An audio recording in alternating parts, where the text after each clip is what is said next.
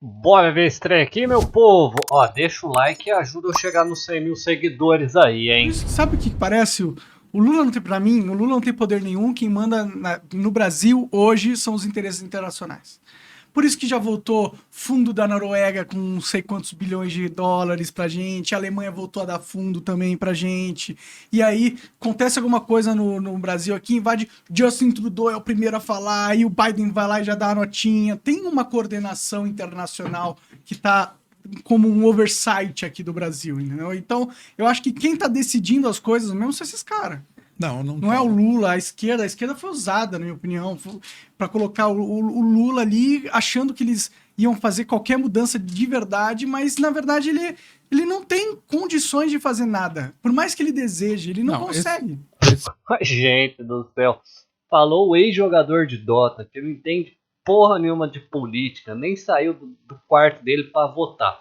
Ô Rui, responde o cara aí, por favor, vai. Pessoal, olha o que eles fizeram com o Bolsonaro. O não. Bolsonaro não conseguia fazer nada. O Não, Bolsonaro não conseguia nem pedir pra dar uma Deixa o cara falar, pô, tá pior que o Faustão, mano. mensagem em rede nacional. É. Até isso foi barrado dele. É. Então, e por que o Lula vai ser O diferente? Bolsonaro dá uma pena mesmo, a situação dele. Não, um dos presidentes mais fracos que a gente já teve. É. Eu acho que a gente até discutiu isso daí, que ele não consegue governar, não conseguia fazer nada. Porque ele é um burro, velho. Mas eu acho que não é tão assim, não. Eu vi um... Você conhece o Pepe Escobar? Sim, Pepe Escobar, filho do Pablo Escobar, não? Não, ele é... Ele faz análise internacional, volta e meia ele aparece no 247, Brasil 247. Ele apresentou a tese de que tudo isso daqui que está acontecendo é porque o Lula vai fazer parte do G7 do Oriente. Meu Deus. Está se armando aí um grupo alternativo, porque você tem o grupo dos poderosos lá, né? G7, G20 e tal. Europa, Estados Unidos. Agora está se armando uma política com... Aí Europa, Estados Unidos. Europa é país, então. Ó pra você ver o tanto que esse monarca é... gente. A Rússia, a China, o Brasil teria um papel fundamental. Eu acho que o Lula vai fazer isso aí de maneira cautelosa, mas ele está fazendo isso. Interessante. Então talvez... Não concordo com ele que o que está acontecendo é por causa disso. Eu acho que não, mas eu acho que isso aí, nisso ele está certo, que vai acontecer. Eu acho até interessante, porque hoje em dia quem dita a política ativamente aqui no Brasil não é tanto o grupo oriental. O grupo oriental é mais pró-Brasil nacionalista. Já o grupo ocidental, ele é pró-Brasil colônia. Por que o grupo oriental, na minha opinião, é pró-Brasil nacionalista?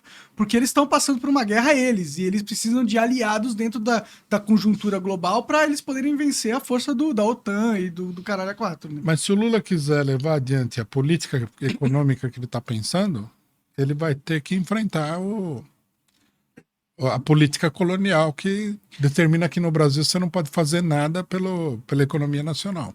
Sim, aqui a gente é proibido de desenvolver realmente, né? Não é à toa que as refinarias nunca se compra refinaria, e quando se compra em outro país, é culpa do Lula, né? Isso aí foi muito vergonhoso. O negócio da refinaria norte-americana, né? Pois é, será que o Lula talvez não vá ser realmente esse aliado pró-Brasil, assim? Será que ele é nacionalista mesmo? Eu acho que ele é, sim. Então por que ele tá abrindo as pernas pra cultura woke? É o que eu te falei. Ele colocou a Tabet no Ministério do Desenvolvimento. O objetivo dele e a maneira como ele faz as coisas são diferentes. Ele tem um objetivo, mas esse objetivo que ele tem é progressista. A maneira como ele faz o negócio é que não é progressista. Aí coloca a Sônia Guajajara no Ministério do Índio. Que só é progressismo, não é? O progressismo não é isso? A cultura woke e o progressismo não estão bem associados? Progressismo no sentido que estão dando a palavra hoje, né?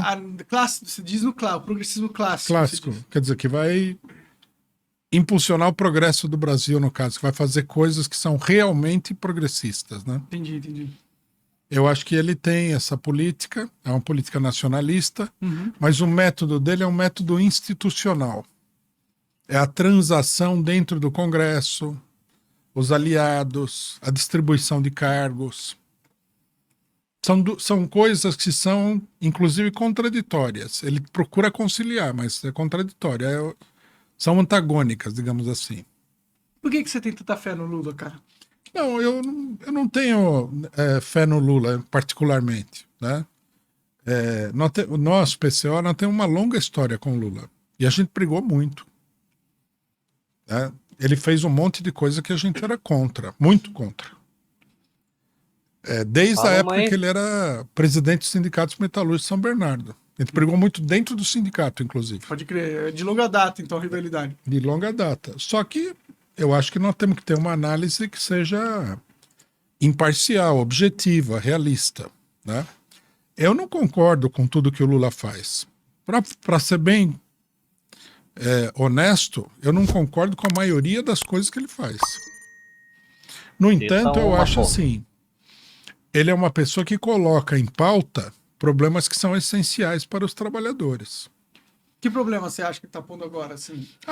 Por exemplo, quando ele fala em reindustrialização do país, em aumentar o salário mínimo, em restabelecer determinados direitos trabalhistas, ele está colocando essas questões em pauta. A maneira como ele faz não seria a nossa.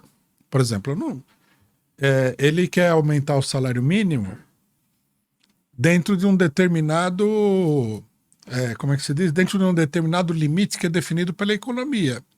Eu acho que os trabalhadores não podem viver assim. No final das contas vai melhorar a situação, mas muito pouco. A verdade é que também se impor um salário mínimo muito alto, as pessoas não vão contratar, né? Não, tudo depende do conjunto da economia, né? Tipo, se for 10 mil reais pra você ter um cara no caixa do supermercado, as pessoas vão substituir por máquina. Você vê que o Monark não entende nada quando ele cita que um caixa vai ganhar 10 mil reais. Ô Monark, o máximo que um operador de caixa ganha é 1.500. Tendo em vista que o patrão gasta em torno de 60% em cima do salário, põe aí 2.500. Então, se aumentar muito, o cara do mercado vai pagar no máximo 3 mil reais, 3 e pouquinho, com todos os gastos do registro do funcionário. Mas 10 mil reais, mas nem se a gente andar 30 anos para frente, o salário chega nesse ponto. Mas você é tão ignorante, você é tão mau caráter, que você joga números qualquer só para foder a situação. E tem um monte de imbecil que te segue que cai nessa, velho. Ah, não, mano. Colocar máquinas pra fazer o trabalho do caixa. Eles podem, mas se você, por Ouviu? exemplo, tiver pessoas ganhando um salário mínimo maior, você vai ter também um crescimento do consumo nacional. Sim, Mas ele não percebe isso também. Não dá para conversar com ele sobre isso. o salário mínimo como estatística, ou seja, o mínimo que as pessoas ganham no país, quanto maior, melhor para todo mundo. Mas a questão é que esse índice ele tem que subir naturalmente. Tem que se criar uma condições tão favoráveis no mercado ao ponto de valorizar a mão de obra da pessoa para ela receber uma quantidade de dinheiro que seja justa. Bom, Monark, você não sabe nem. Olha, velho, não, na boa, gente. Não, pra mim deu. Chega.